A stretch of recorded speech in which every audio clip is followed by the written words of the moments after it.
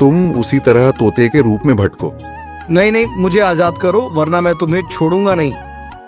अब तुम मेरा कुछ भी नहीं बिगाड़ सकते। अब तुम जाओ यहां से और अब से ऐसे ही घूमो।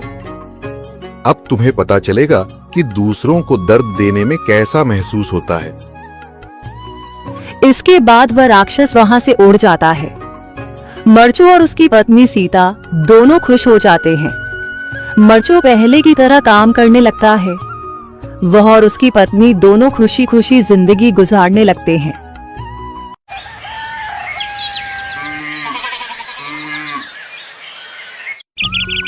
मरचू जंगल से लकड़ियां काटकर बाजार में बेचने गया, लेकिन उसे लकड़ियों के अच्छे दाम नहीं मिले।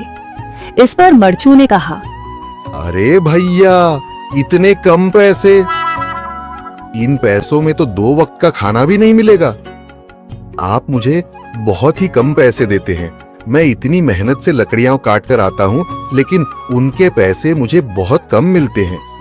भैया, तुम्हारी लकड़ियां होती ही इतनी कमजोर हैं कि मैं इससे ज्यादा पैसे नहीं दे सकता। तुम्हारी लकड़ियों के बस इतने ही पैसे बनते हैं। अरे भैया, कुछ ज्यादा कर दो ना। वो क्या है ना कि इन पैसों का तो कुछ भी नहीं आता। मैं अपनी जिंदगी कैसे गुजारूंगा? भैया, तुम जाकर अच्छी लकड़ियां लाओ, तभी इन लकड़ियों का अच्छा दाम मिल पाएगा, वरना इन लकड़ियों का तो यही दाम है। ये सुनकर मरचू बहुत ज्यादा परेशान हो गया और पैसे लेकर किराने की दुकान से सामान खरीदकर घर आ गया। घर पहुंचते ही मरचू की पत्नी सीता ने कहा, अरे जी, सामान ले आए आप? हाँ जी, सामान ले आया हूँ। सीता के चेहरे पर खुशी छा जाती है, लेकिन जब उसने सामान देखा, जी, इसमें तो बहुत थोड़ा सामान है। हाँ सीता, मुझे पता है कि यह सामान बहुत थोड़ा है, लेकिन मैं क्या करूं? मेरे पास जितने पैसे थे, मैं उतने का ही सामान लेकर आ गया हूँ। इस तरह हमारा गुजारा कैसे हो पाएगा जी?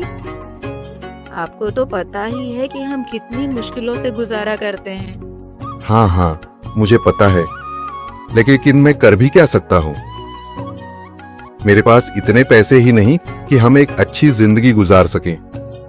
इतनी मेहनत कर रहा हूँ, लेकिन फिर भी मेहनत का फल नहीं मिल रहा।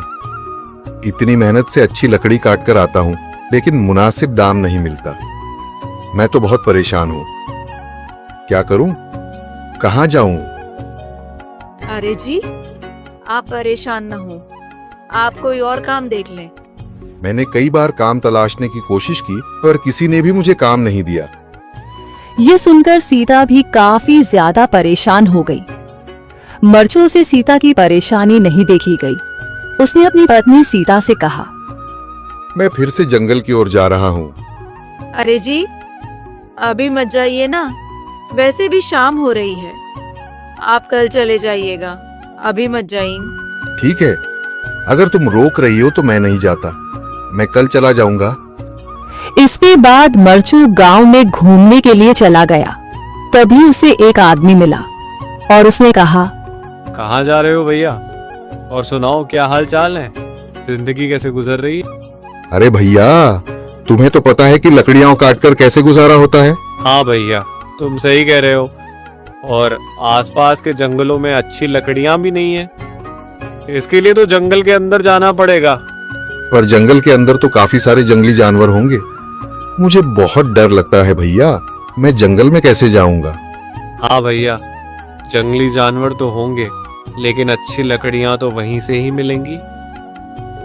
ये सुनकर मरचू बहुत ज्यादा परेशान हो गया, लेकिन वह आदमी बिल्कुल ठीक कह रहा था। जंगल के किनारे की सारी लकड़ियां कट चुकी थीं। अब सिर्फ जंगल के अंदर ही अच्छी लकड़ियां बची थीं। अगली सुबह मरचू